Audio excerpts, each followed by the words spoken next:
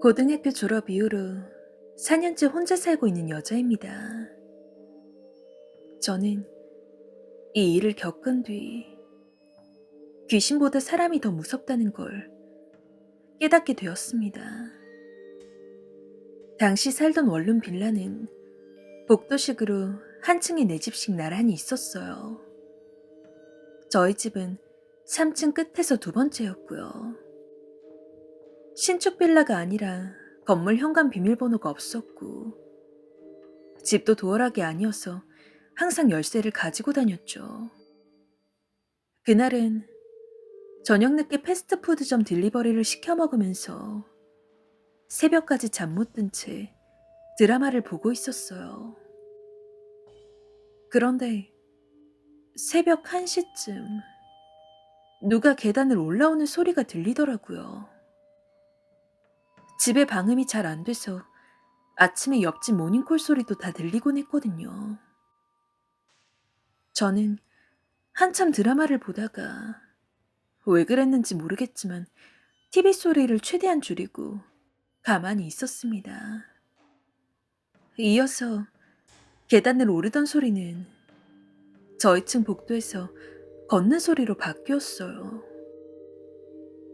조용한 새벽이라 그 소리는 복도에 울려 퍼지는 것 같았습니다.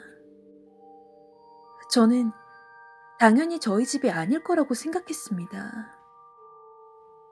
당시에 초인종이 고장나서 문을 쿵쿵 두드려야 했는데 똑똑 노크하던 문을 두드리길래 옆집인 줄 알았죠.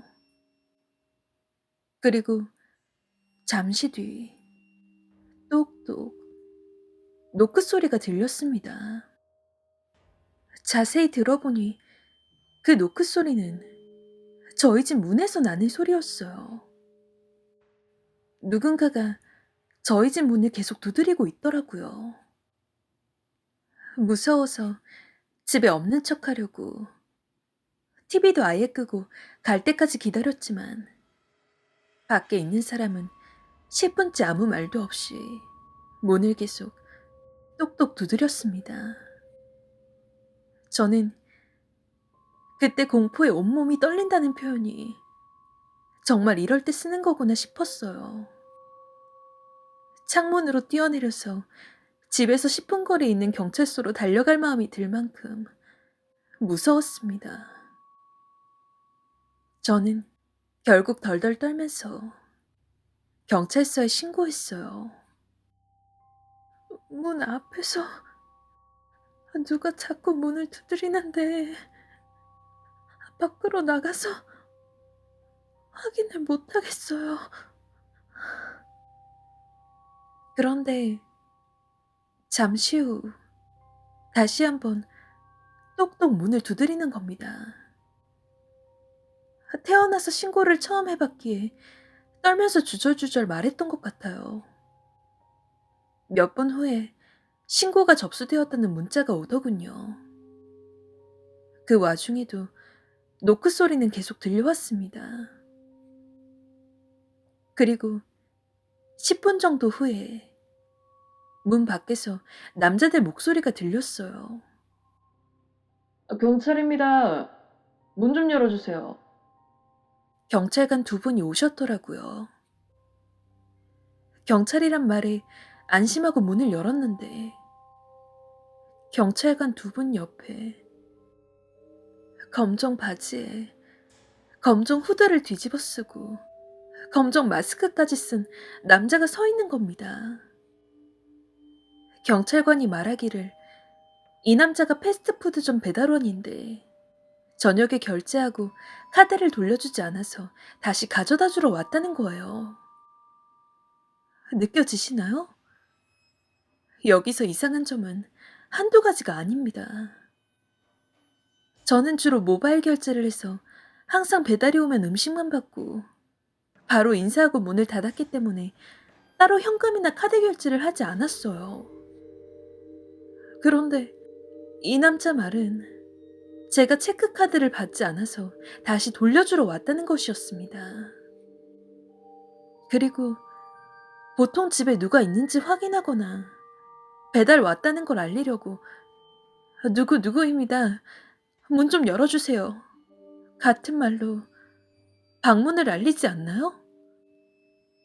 그런데 이 남자는 20분가량을 아무 말도 없이 똑똑 문만 두드렸습니다.